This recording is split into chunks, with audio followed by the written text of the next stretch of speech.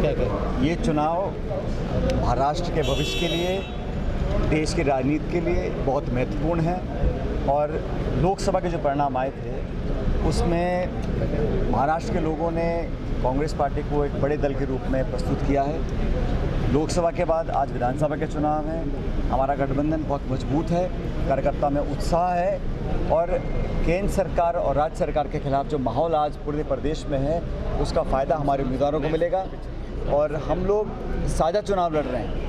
India alliance और प्रदेश का गठबंधन मजबूती से इस चुनाव का सामना करेगा और मैं दावे से कह सकता हूं कि एक बहुत बढ़िया बहुमत के साथ महाराष्ट्र में यहाँ पर इंडिया अलायंस की सरकार बनने जा रही है। पिछले कुछ सालों में जो घटनाक्रम महाराष्ट्र का हुआ वो हम सब ने देखा है। जनता अब एक स्थिर, ईमानदार और ऐसी सरकार चाहती है जो जनता का ध्यान रखे। खुद का स्वार्थ पूरा करने के लिए जो लोग सत्ता में आज बैठे हैं उन लोगों को बाहर जाना पड़ेगा और महाराष्ट्र का संदेश पूरे देश में फैलेगा। इसलिए कांग्रेस पार्टी, राहुल जी, खड़गे जी, हम सब हमारे गठबंधन के नेता ठाकरे जी, पवार साहब मिलकर चुनाव लड़ रहे हैं। प्रचार भी साथ साथ करेंगे। और मराठवाड़ा यहाँ पे पुराना ये गढ़ रहा है कांग्रेस पार्टी का।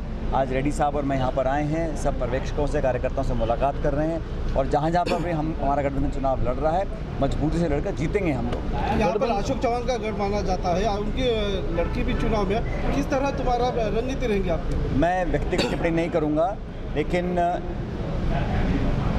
कांग्रेस किसी भी एक व्यक्ति या एक नेता से बड़ी है और मैं इसलिए कह रहा हूँ कांग्रेस एक विचारधारा है। आज़ादी से पहले से लेकर आज तक कांग्रेस ने हमेशा महाराष्ट्र की धरती को अपने खून पसीने से सींचा है और महाराष्ट्र ही वो जगह है जहाँ से कांग्रेस पार्टी की बुनियाद रखी गई थी।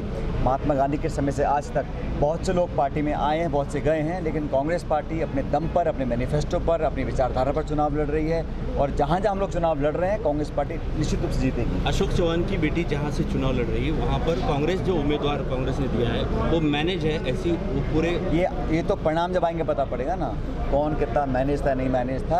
जनता किसी की बापोती नहीं है। ये स्वतंत्र चुनाव होगा, निष्पक्ष चुनाव होगा और हमने उम्मीदवारों का जो चयन किया है फीडबैक कार्यकर्ताओं से लिया है, सर्वे किए हैं और साफ छवि के ईमानदार लोगों को हमने उतारने की कोशिश की है। उसका फायदा पार्टी को मिलेगा। कांग्रेस का मुख्यमंत्री बनेगा सर, चुनाव होने दीजिए, बाद में पता।